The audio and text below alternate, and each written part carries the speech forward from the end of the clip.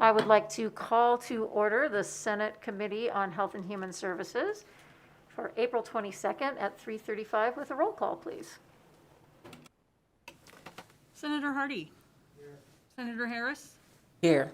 Senator Kekeffer. Here. Senator Spearman. Here. Chair Ratty.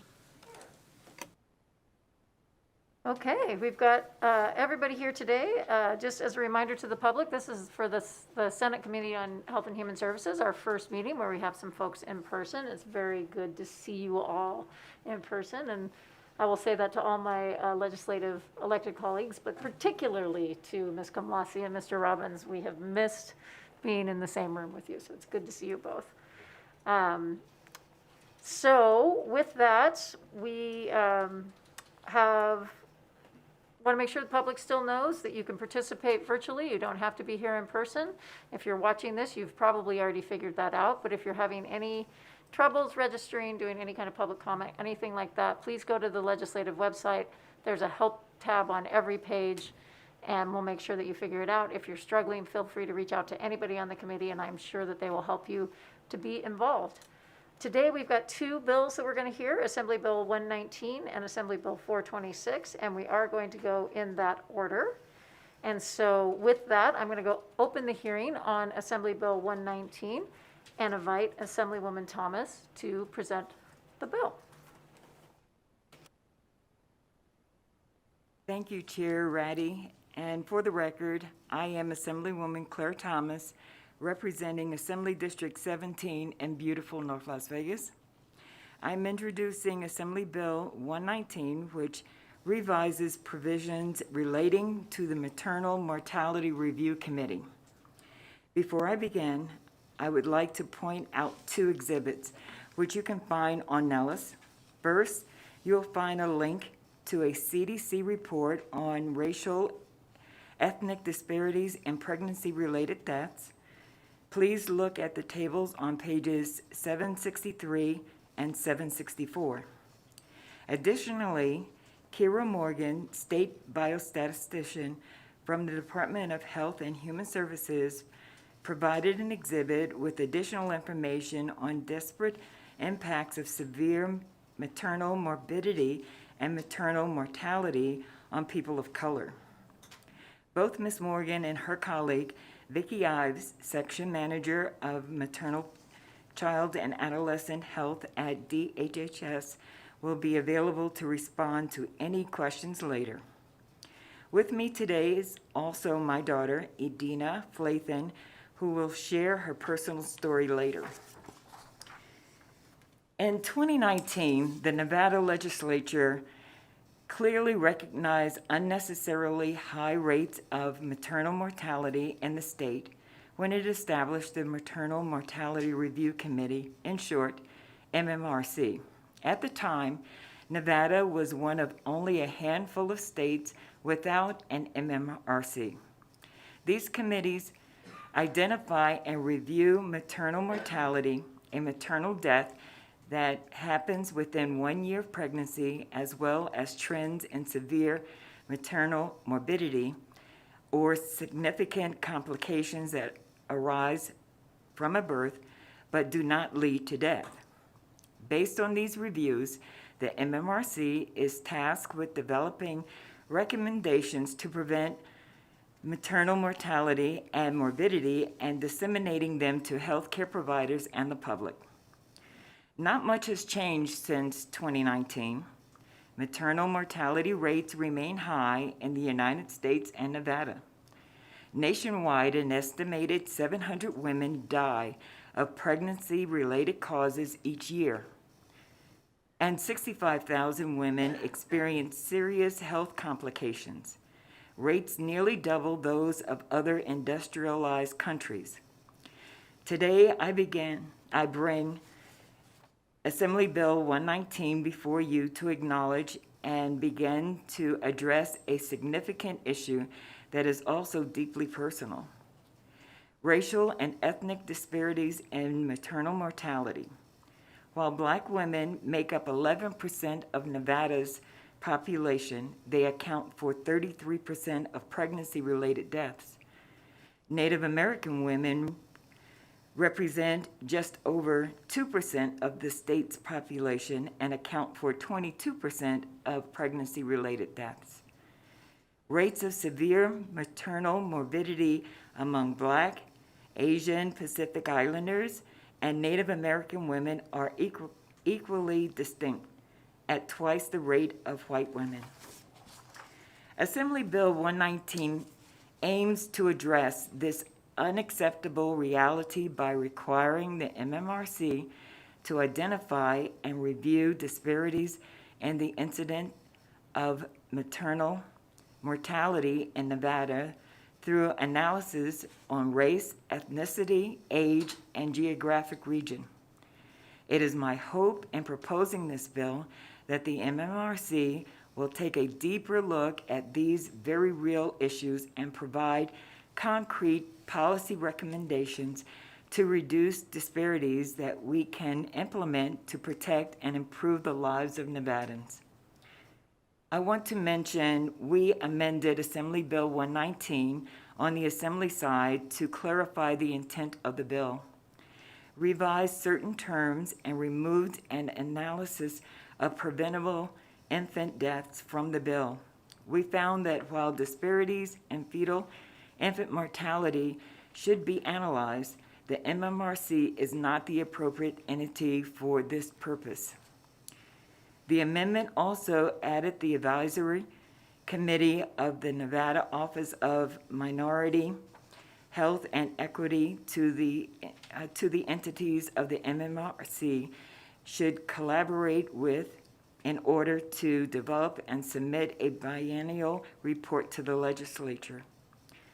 Now I would like to hand over to my daughter, Edina, who will share some personal experiences regarding this topic. Thank you, Assemblywoman. There we go. Please, whenever you're ready. Good afternoon. My name is Edina Flathan, and I am 36 years old, and I'm a wife and a mother of 4. In 2008, my husband and I were very happy to find we were expecting a baby girl.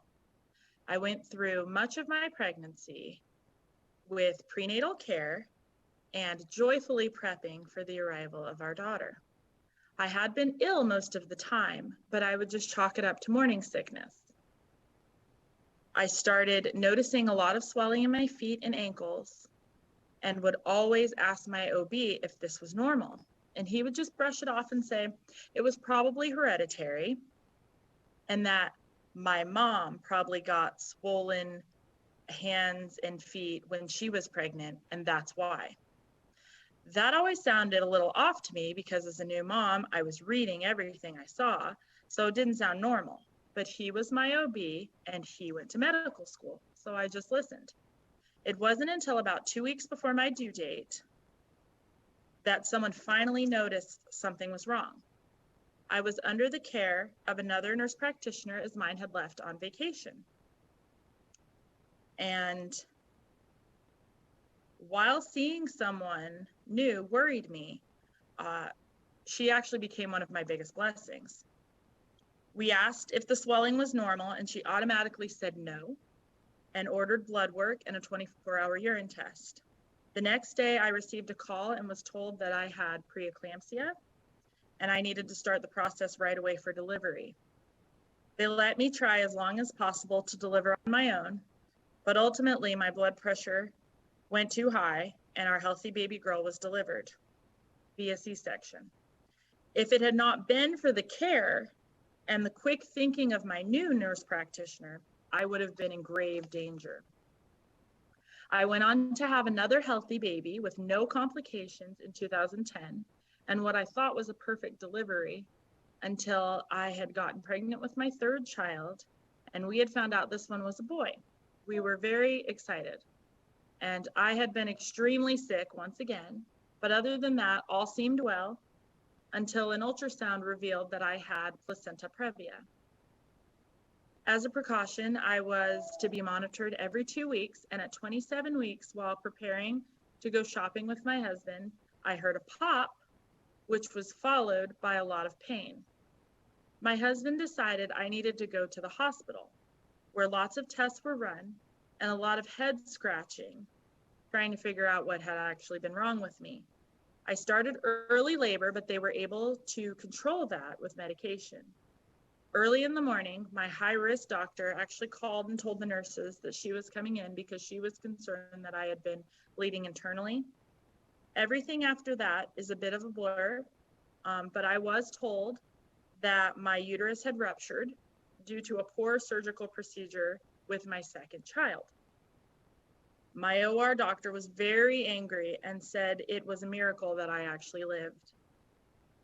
I had lost over 2 liters of blood and needed several transfusions, but ultimately my baby boy was kept safe with my having placenta previa.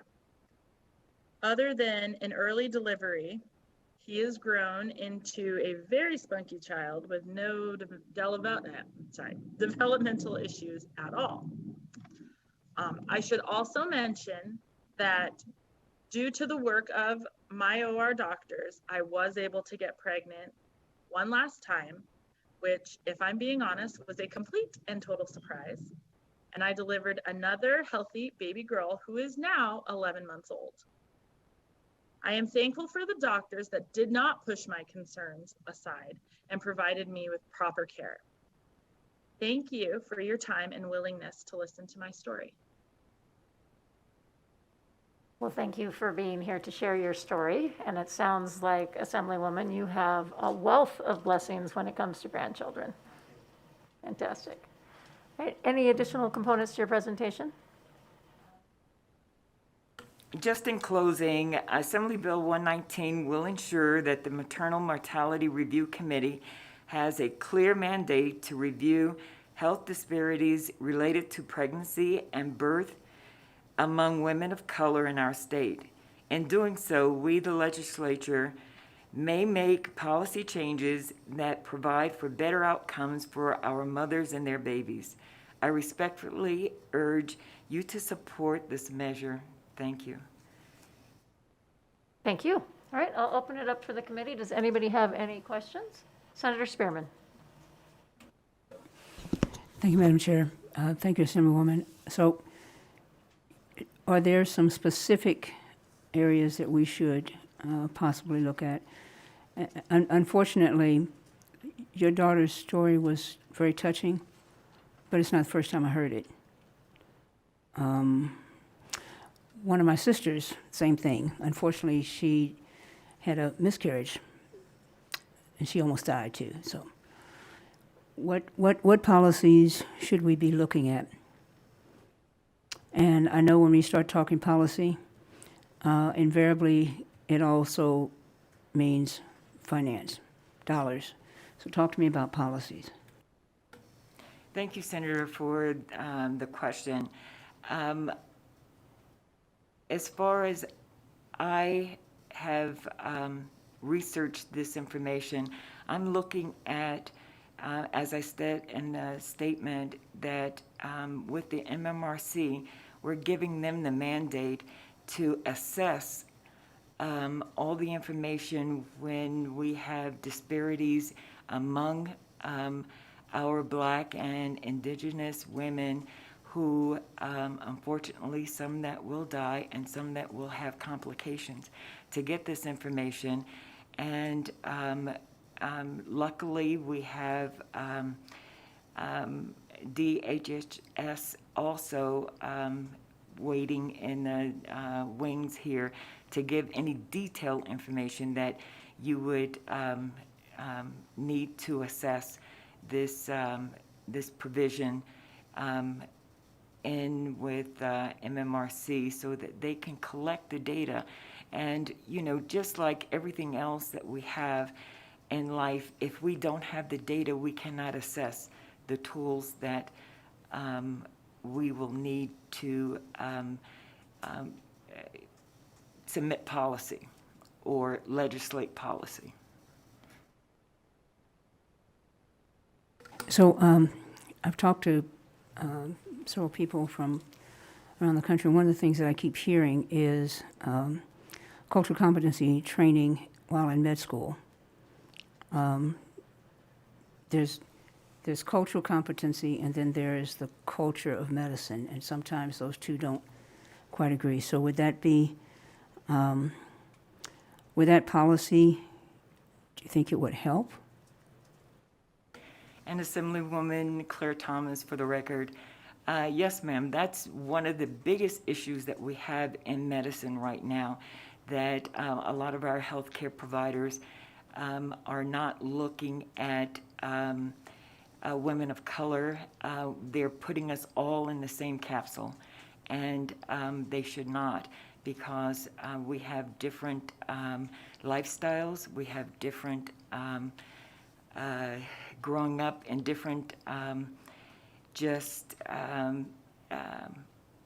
the nature of our background, the nature of our heritage, the nature of our living conditions, urbanized things that we eat. With Black and brown women, we have a tendency to have high blood pressures. We have a tendency of diabetes.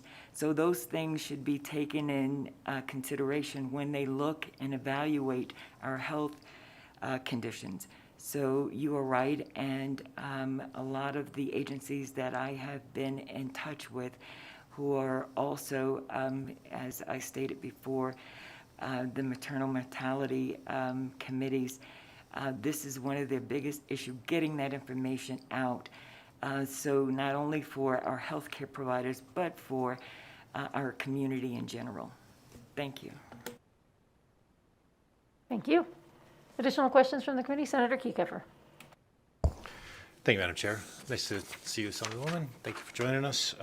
So it seems to me that based on the data that was presented in the presentation from Ms. Morgan that's been uploaded, we have a lot of the data already, right? So would it be fair to look at the bill more importantly as including that data to contextualize what is already in statute, that the committee needs to develop recommendations to prevent maternal mortality and severe maternal morbidity? So in that really that paragraph D is going to drive the policy, and including this mandate in paragraph C will then frame that debate to have policies more specific to these disparities. Thank you, sir. And yes, because the committee already exists, they would just incorporate and extract the data so that the legislature can enact policy going forward.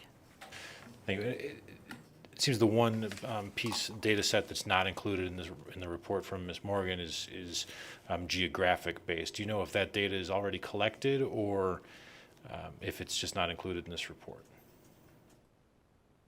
I would ask that, I believe Ms. Morgan is on, if she could answer that question. Thank you. We do allow the occasional phone a friend here, so Ms. Morgan. Yeah, this is Kyra Morgan from Record with DHHS, and we do have that data available. It just wasn't in the summary that I provided. That's correct. I figured that would be the case. Thank you, Madam Chair. Thank you, Ms. Morgan. Thank you, bet. Assemblywoman. Additional questions? All right. I will just say that I was very proud to work with Assemblywoman Moreno last session and to support the creation of the board. I just want to just say how excited I am that there is actually a report to look at now, because we did do this work in 2019. And it seems like this bill is the next logical step. During the presentation of the bill in 2019, we did talk about disparate impacts on women of color and other communities, but it wasn't explicit in the bill that the reports should call that out. It looks to be that it is now, including the geographic representation, and I think that that's a good step forward. So, and I like including the advisory committee of the Office of Minority Health to be looking at it as well, because then I think we're certain that there will be some people of color who are engaged in the analysis, and I think that that's a great step forward. So appreciate you bringing the bill. with that, I will go ahead and open it up for public testimony. Not seeing anybody in the audience. Is there, BPS, is there anybody who would like to testify in support of Assembly Bill 119? Thank you, Chair Ratty. Callers, if you'd like to testify in support of Assembly Bill 119, please press *9 now to enter the queue.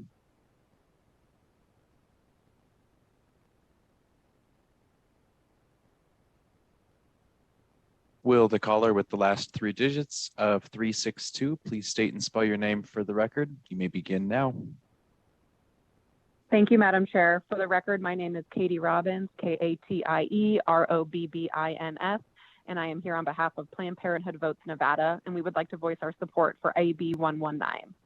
The United States has the highest maternal mortality rate among similarly wealthy countries, with Black women having a maternal mortality rate of double their white counterparts. This statistic is unacceptable. We applaud the committee for taking steps to research and address these issues in Nevada so we can make childbirth a safer process for everyone, no matter your race or socioeconomic status. Planned Parenthood Votes Nevada welcomes these changes to the Maternal Mortality Review Committee and look forward to working together to address the disparities in our healthcare system. Thank you. Thank you.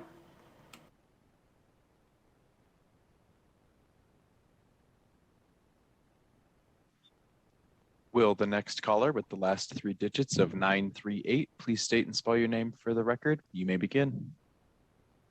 Good afternoon, Madam Chair and members of the Senate Health and Human Services Committee. For the record, my name is Ariel Edwards, ARIELLEEDWARDS, on behalf of the City of North Las Vegas. We'd like to thank Assemblywoman Thomas for sponsoring this important and timely piece of legislation. The city knows that the maternal mortality rate showcases significant and widening disparities in maternal mortality and morbidity, especially in Black, Indigenous communities of color. Therefore, we believe that this committee is essential and an important effort in ensuring that the maternal mortality rate trends downward in the state of Nevada. We urge the support and passage of Assembly Bill 119, and we thank you for your time and consideration. Thank you.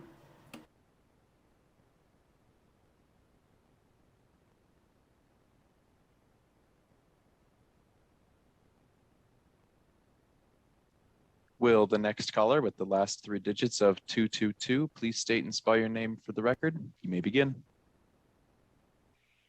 Good afternoon, Madam Chair and members of the committee. My name is Sarah Adler, SARAHADLER, of Silver State Government Relations. Today, proud to be representing the Nevada Advanced Practice Nurses Association, or NAPNA.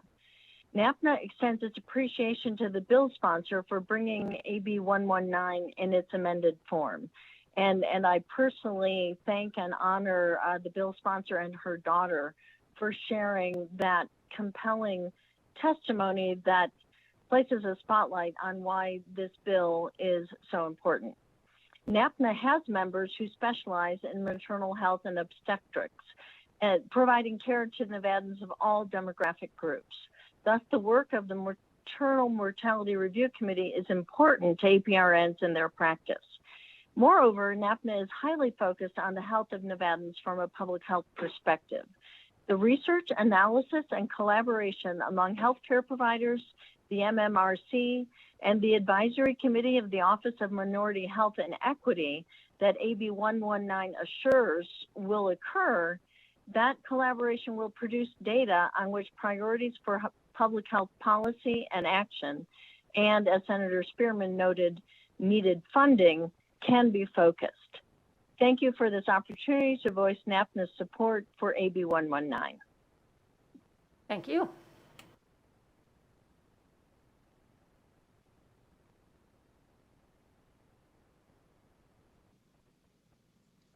Will the caller with the last 3 digits of 377 please state and spell your name for the record? You may begin.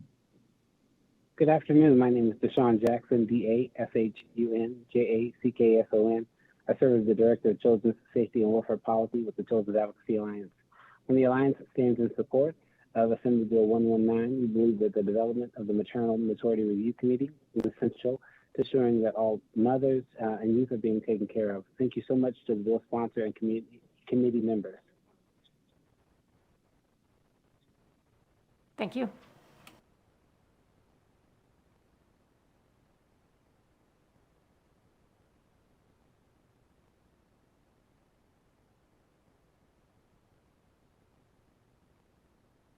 Will the caller with the last three digits of 433 please try to press *6 to unmute yourself? Thank you, caller. Please state and spell your name for the record. You may begin.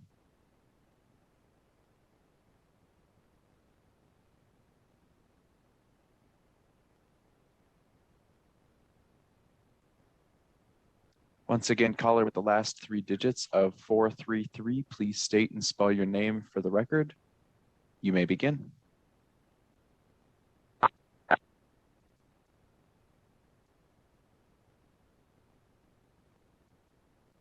Chair, it seems like that caller is having some technical difficulties. If there are any additional callers who would like to give testimony in support of Assembly Bill 119, please press *9 now to enter the queue.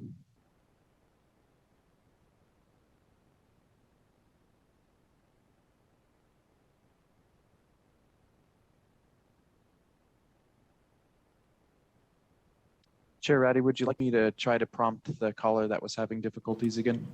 Yep, let's give it one more shot.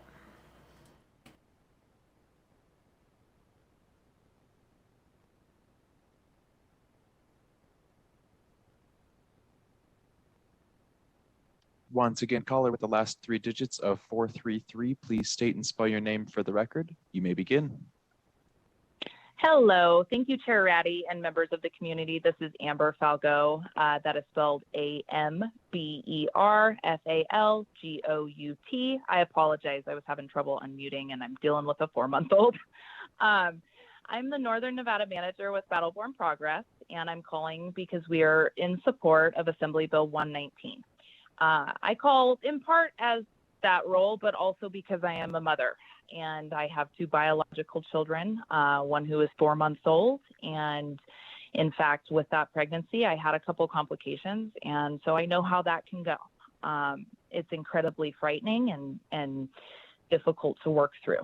So I want to make sure that we are finding out everything we need to know as it pertains to women of color who are going through any stage of pregnancy.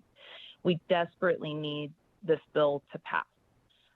We have to push for accurate data so we can change the outcomes that we're currently seeing with those populations. So again, we urge you to support Assembly Bill 119. Thank you very much for letting me testify. Have a good afternoon. Thank you. Chair Ratty, at this time, there are no additional callers wishing to testify in support of AB 119. Thanks so much. Let's go ahead and open up the line for testimony in opposition to Assembly Bill 119. Certainly, Chair. Callers, if you'd like to testify in opposition to AB 119, please press *9 now to enter the queue.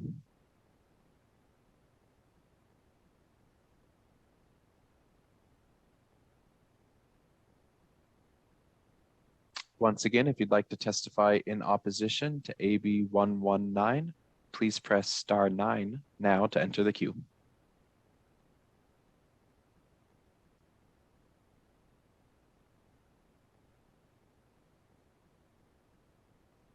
Chair, at this time, the public line is open and working. However, no callers wish to give testimony in opposition.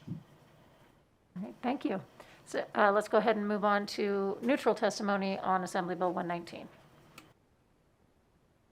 Callers, if you'd like to give neutral testimony on Assembly Bill 119, please press *9 now to enter the queue.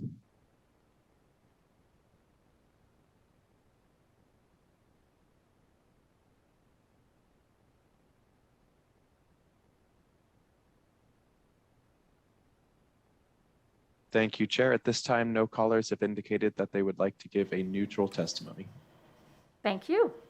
All right, with that, we will bring it back to the sponsor to see if you have any closing comments, Assemblywoman Thomas. Thank you, Madam Chair, and I just appreciate your time, and again, hopefully urge you to vote in the affirmative on Assembly Bill 119. Thank you. Thank you very much. We will go ahead and close the hearing on Assembly Bill 119. let you off the hot seat and back to the rest of your day. And we will move on to Assembly Bill 426, which makes various changes relating to the protection of children on Zoom. Okay, oh, great. So we'll go ahead and invite Ms. Okuma from the Nevada Supreme Court to open up the presentation. Thank you. Thank you, Chair Ratty. I will turn it over to Gabrielle Carr. She was the lead chair of our subcommittee. Thank you, Ms. Okuma. Good afternoon, Madam Chair and Senate committee members. Thank you so much for allowing my team the opportunity to speak with you today with regard to Assembly Bill 426. And it looks like first you had to deal with mortality, now you're dealing with child abuse and neglect, which are two very serious and heavy subjects. But on the bright side of it, you're dealing with legislation on both parts that increase or improve the preventative nature of the statutes and laws that address these families. So we appreciate the opportunity. I want to first very briefly introduce the team. Like I said, I'm Gabrielle Carr, and I am the chair for the Court Improvement Program, which is through the Supreme Court of Nevada. And that Court Improvement Program created a legislative subcommittee that I am the chair of, and Ms. Buffy Okuma is the co-chair. I am the court master with the 6th Judicial District Court as well. And Ms. Okuma is the Chief Deputy District Attorney with Washoe County. And we also have with us today the chair of the Court Improvement Program Committee, Select Committee, that oversees this subcommittee. And that is our Honorable Justice Nancy Seda, retired. She's here supporting us today. So I appreciate the opportunity to share with you just a brief summary of how we got here. And then Ms. Okuma is going to address with you any comments that we've received and one amendment request that we just recently received as well.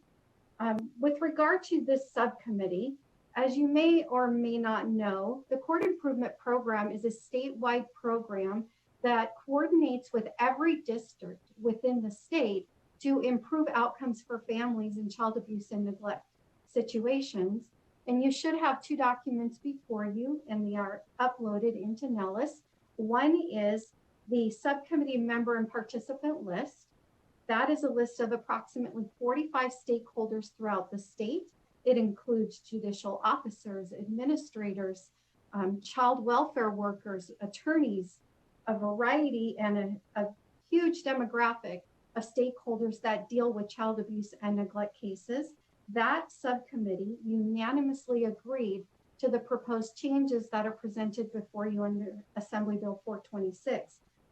In addition, you'll have a memorandum which we provided to the Assembly Committee on Health and Human Services, and we're providing that to you today because we found it helpful to give you just a brief summary of why we made the recommended changes to Chapter 432B that we did. It was really an opportunity to give a comprehensive overview with a statewide approach, with the large jurisdictions and the rural jurisdictions being heard, and address those changes that need to be made in the law to improve the way that these cases are handled. One of those things that's very important for you to be aware of is a new statutory provision related to warrants. There is a Ninth Circuit case that indicated if the child welfare agency intends to remove a child from a home, that a warrant is necessary. Well, statewide, there was no law that made that uniform. So the purpose of that is to make more uniform how the courts implement that requirement that was implemented or instigated by the Ninth Circuit. The other thing I wanted to let you know is Assemblyman Yeager, who's part of and been involved in the child abuse and neglect arena with the CIP program, is the one that sponsored the bill for us. So we're appreciative to him for taking it forward with us. And I'm going to now turn this over to Ms. Okuma to address the amendments that are going to be presented to you today, as well as the comments that we received on this bill. Thank you so much. Thank you So, again, Madam. Ms. Akuma, if I could just interrupt real quickly. You've referred a couple times now to an amendment, and the committee is not aware of any amendment. So are you just talking about the bill itself and the changes that it's making, or is there an additional document with additional changes that we should be looking at? Thank you. I'm anticipating that one of the callers will propose an amendment. We were just provided with it yesterday. And so I looked to see if it had been uploaded or presented, and it had not. So I do just want to let you know that an amendment is likely coming from Kendra Birchie and some of the public defenders. And I wanted to let you know that the amendment that we have been presented with, we do support. So I guess we can get to that when it happens. The one other thing and comment that we had was from the Clark County Juvenile Probation Office. And they just wanted us to clarify one section on the record. That's in section 1, subsection 3, subsection D. This part of the bill provides for a warrant to direct law enforcement and others to assist the Child Welfare Agency if necessary to provide safety when executing a warrant. They were concerned that the juvenile probation officers in their area do not carry weapons, and so they would not necessarily be in a position to assist with executing a warrant. So we did point out that that section says may, and the court has discretion who they authorize to execute the warrant. So we did want to just leave all of the possibilities in there, because in some jurisdictions it may be appropriate for juvenile probation to assist. In other jurisdictions it wouldn't. But we feel the language would allow for that flexibility. With that, that was the only other comment that we received. And I would be happy to answer any questions if there are any. Okay, committee, so we'll have questions to the content of the bill in its current form, and should there be future testimony about an amendment, we'll tackle that when we get there. So does anybody have any questions for the presenters of the bill? Senator Kiefer. Thank you, Madam Chair. So this is probably just me being a little dense and not being able to read this correctly, but in section 1, subsection 1, the way it's phrased in the final sort of the piece of it that says, at the top of page 3, but the threat is not imminent in the time it would take to obtain a warrant. Should I interpret that to mean that we don't think the child is going to be harmed between now and the judge issuing a warrant? Madam Chair, for you to Senator Kiefer. Yes, the way the Ninth Circuit language has come out in a variety of different cases basically says that you have to get a warrant unless there's an exigency and the child would be at risk of harm in the time it would take to get a warrant.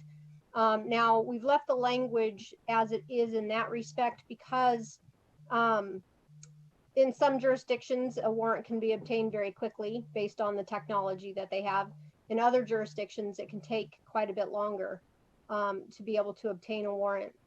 And so, you know, while the case law has been around, the process is still somewhat in its infancy as compared to warrants that are obtained in the criminal realm.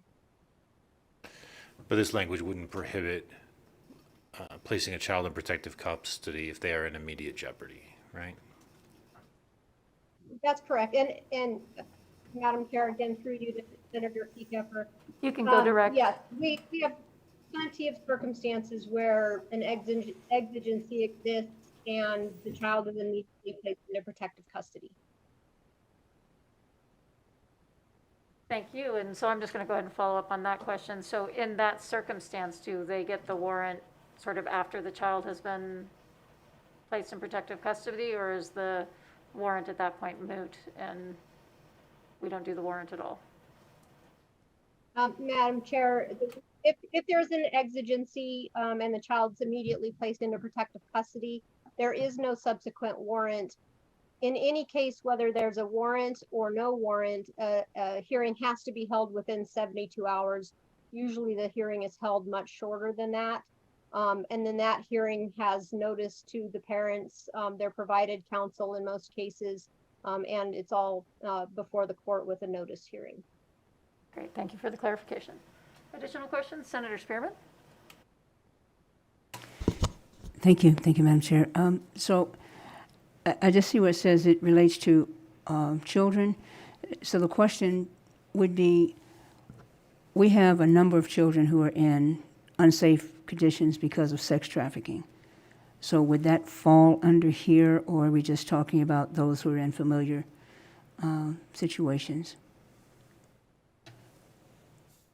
Madam Chair, through you to Senator Spearman, this would not apply to a child who is engaged in, who is the subject and victim of sex trafficking, unless the person who is responsible for that child is a parent or other caregiver.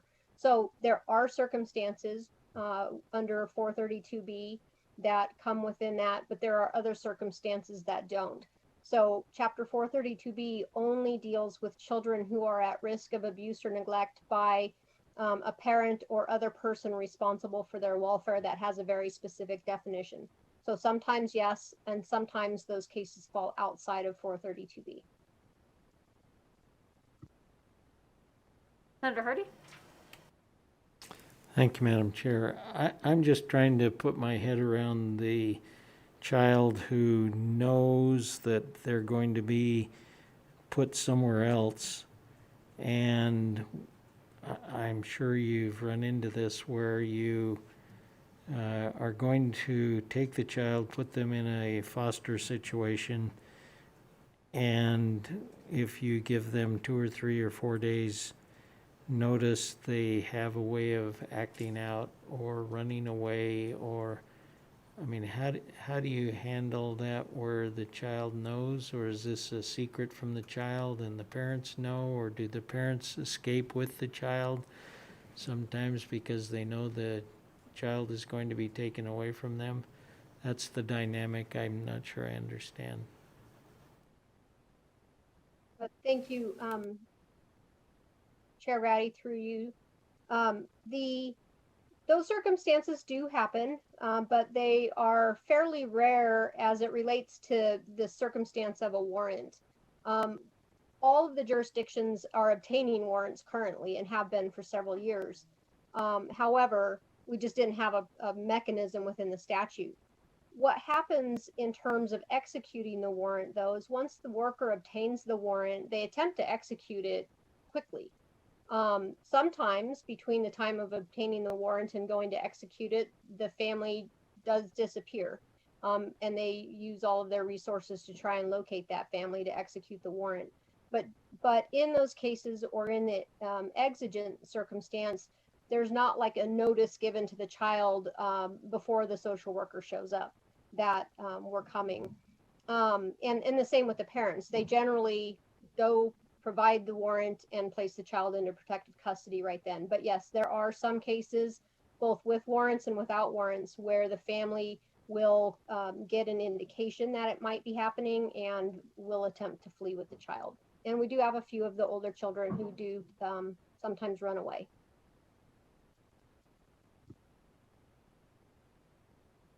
Okay, any other questions, committee? All right, any other comments from the presenters before we go to public testimony? Okay. We just appreciate the opportunity. All right, thank you. We'll go ahead and open up the public testimony on Assembly Bill 426. Don't have anybody in person, so BPS, if you would please open up the phone lines for testimony in support of AB 426. Thank you, Chair. To testify in support on Assembly Bill 426, please press *9 now to take your place in the queue.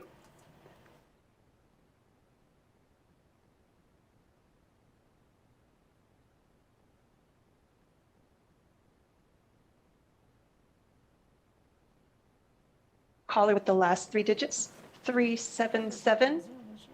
Please slowly state and spell your name for the record. You may begin. Doesn't sound like Kendra. Good afternoon. My name is Deshaun Jackson, DASHUN Jackson. I serve as the Director of Children's Safety and Welfare Policy with the Children's Advocacy Alliance. And the Children's Advocacy Alliance stands in support of Assembly Bill 426. We believe this bill is essential to the protection of children. Thank you all so much, committee members and committee chair.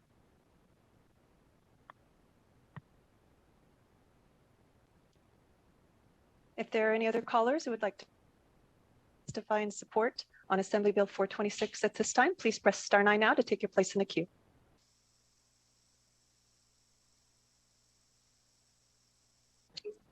Chair, there are no other callers in support at this time. Thank you. Let's go ahead and move to testimony in opposition to Assembly Bill 426.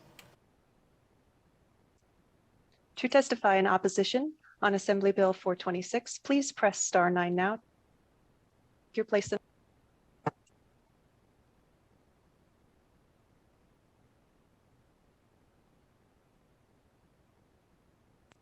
Chair, you have no callers indicating that they would like to testify in opposition.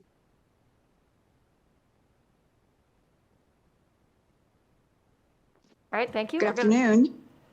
Oh. Sorry, I'm not sure where that voice is coming from.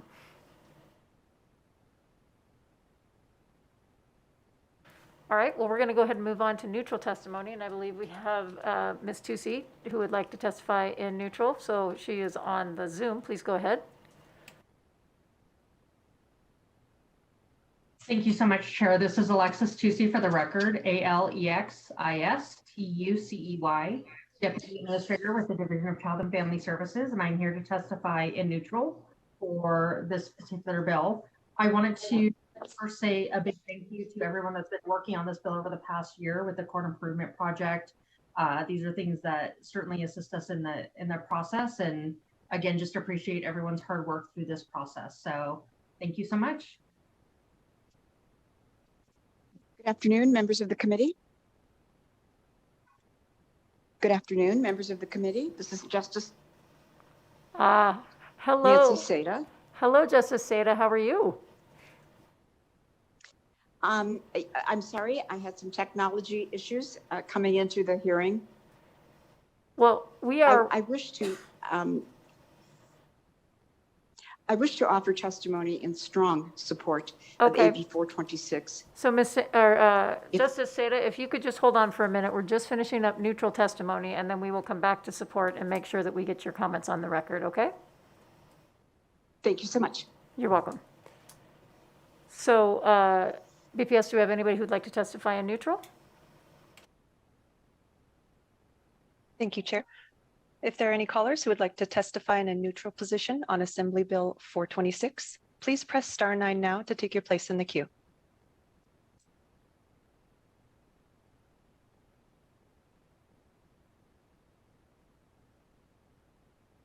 Chair, you have no callers indicating that they would like to testify in neutral at this time. All right, thank you. So recognizing that Justice Seda had some technical difficulties, we're going to go ahead and open up testimony in support of AB 426 again. And Justice Seda, it's good to have you with us today. Please do go ahead. To and through the chair, to the committee members, it is my privilege and honor to be before you today in support of AB 426. After decades of working in this area, this is a bill that comes, as you can tell, with significant support. It is, if you will, an omnibus bill that allows for clarification, updating, and, if you will, modernizing of our statutory scheme that will make the safety of children and families and the efforts of our judicial officers and other stakeholders more significant and more appropriate in order to serve the needs of these children and kids, these kids and families who are in need of our assistance. This is a bill for which great gratitude is required. Deputy District Attorney Okuma, Master Carr have understated their participation in this bill. Certainly Assemblyman Yeager deserves significant praise and gratitude as well for supporting this bill that will clarify our statutory scheme and allow those of us who care deeply to serve the members of our community in a way that is difficult, to say the least. It will allow them an opportunity to have protection of a warrant. It will serve our children in the movement from and between multiple families, foster care placement and other placements in a way that protects their dignity and, as I said, allows our judicial officers to make better and more informed decisions. So to the extent that I might offer, in addition to my gratitude for those members of the committee who have worked so hard to bring this bill before you, I wish to urge the committee's support of a bill that can and will change the latitude or the trajectory of our 432B kids and families and will make a difference for the state of Nevada. And with that, I support this bill with everything that is important as far as I'm concerned with respect to this population. Thank you. Any questions? Senator Hardy. I'm not sure who's going to propose an amendment that I heard about, but I haven't seen. Well, we're not quite sure either, so I'll address that in the closing of the hearing and we'll go on from there. Okay, so I'm going to bring it back to the presenters. So we did not hear anything about an amendment, so I guess what I would just say is I would urge you to be in communication with the committee between now and any scheduled work session, and if there is an amendment, to please let us know so that we can review it before we get to work session. This doesn't look like it came up during the bill hearing today. With that, I'm going to go ahead and see if you have any closing comments that you would like to make. Thank you so much, Madam Chair and Senate Committee members. I just want to again thank you and thank Justice Seda, because it's all because of her who volunteered me to chair this committee, and Ms. Okuma. So it's her pushing and confidence in our ability to get this done that move this forward. So although she's giving us credit, she is the one to be credited for moving this forward. So I thank her for that, and thank you for your time and appreciate your consideration. Thank you. So with that, we will go ahead and close the hearing on AB 426, and we'll ask staff to follow up with folks to see if there are any amendments out there coming.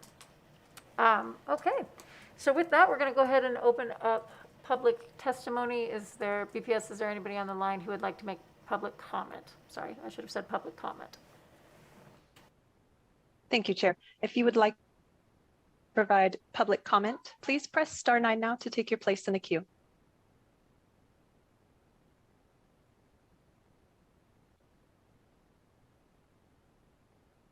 Again, if you would like to provide public comment, please press star 9 now to take your place in the queue.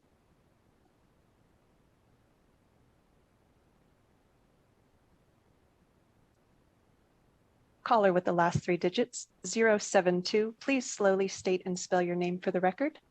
You may begin. Good afternoon, Chair Ratty and members of the committee. My name is Valerie Friskey, Valerie Friskey. I'm a resident of Assembly District 39. I retired after teaching for 45 years in Nevada, the last 37 years in Lyon County. I'm active in the Nevada State Education Association, retired. I'm here to encourage you to consider the need for all education employees across the state to have access to quality, affordable health care upon retirement. Our members are facing escalating costs of health care and prescriptions. Please keep in mind that Nevada is a WEP GPO state, and many of our retired members won't have access to affordable health care because they won't and don't qualify for Social Security and or Medicare. Currently, as my colleagues retire, they face insurance costs from $800 to $1,000 and more per month after spending their entire career as public school employees. We are aware and understand the state is facing very serious budgetary constraints this year. We are asking for the legislators to fund a study on retiree health care for education employees. Thank you for your time. Thank you. Anybody else here for public comment?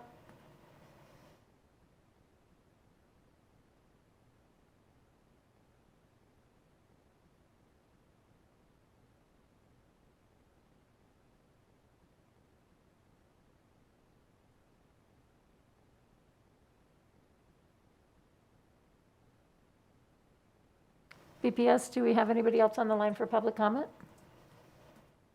Good afternoon, Chair Ratty. We are just experiencing some connection issues, but we will be back in a second. Please stand by. Okay, thank you.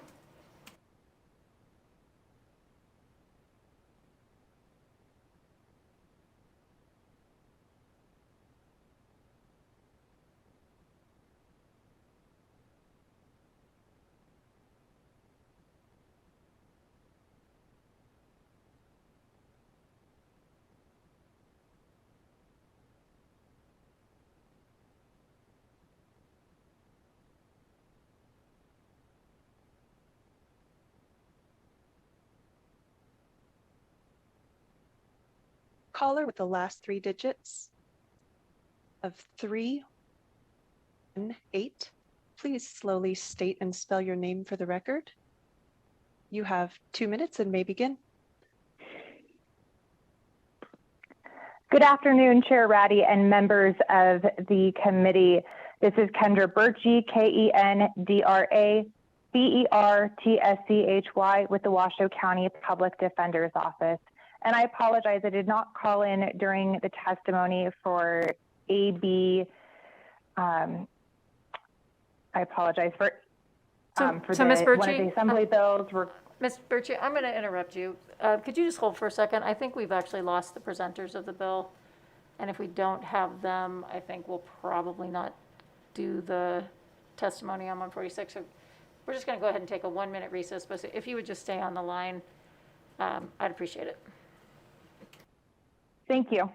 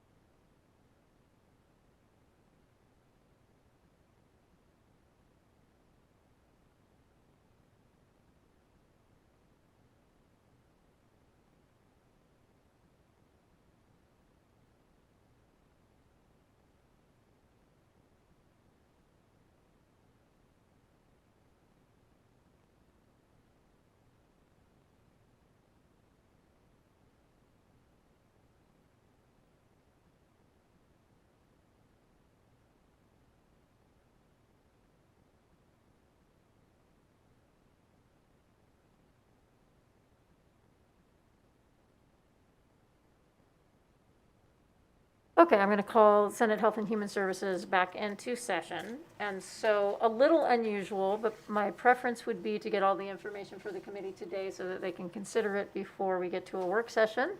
And I felt like Ms. Polzine didn't have enough of a challenge getting the minutes done, so we thought we'd throw her a curveball today. Okay, so what we're going to do is we are going to reopen the hearing on AB 426. And we are going to go to, Ms. Kirchie, would it be neutral testimony or would it be support?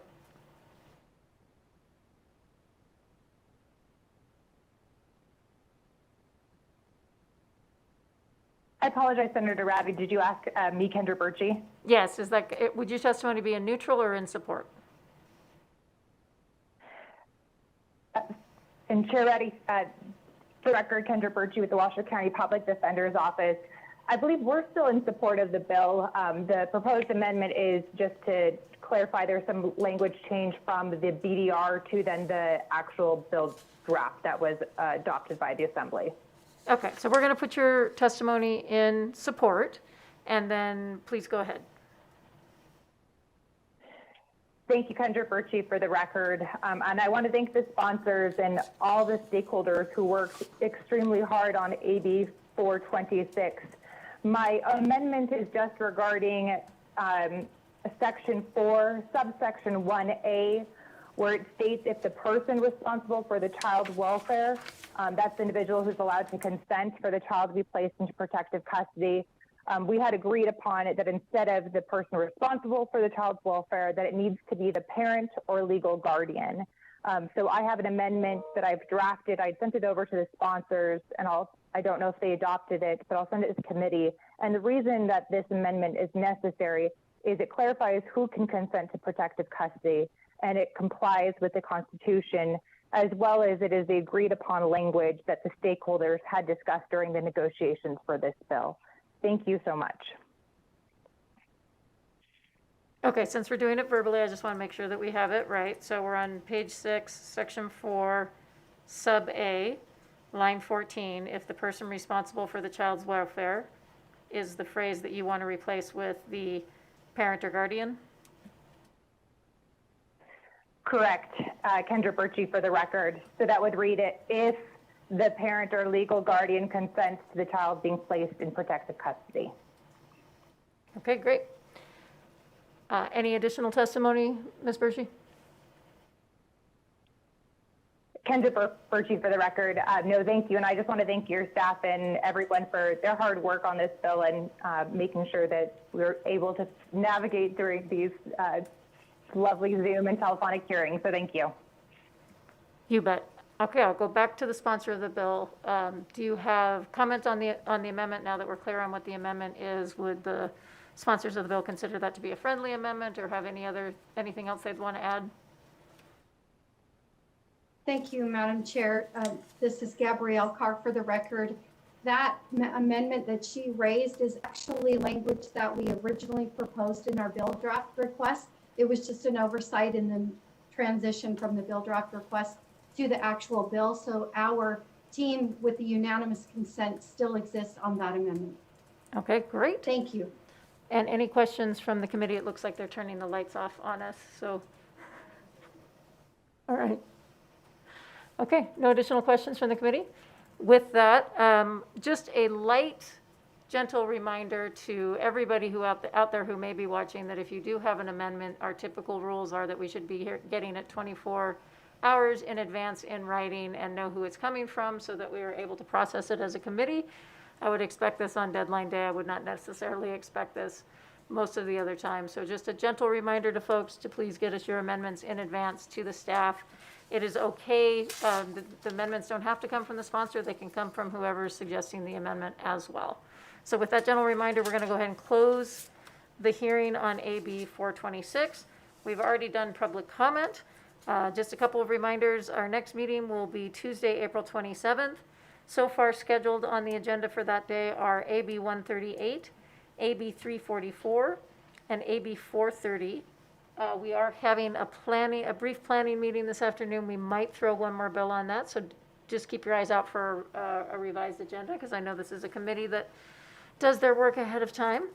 And with that, I think we have now 15 additional bills that we'll be looking at in this committee, and I believe we have 5 more meetings prior to the deadline, so you can kind of get a sense of the pace that we will be keeping. I appreciate all of you. We are adjourned.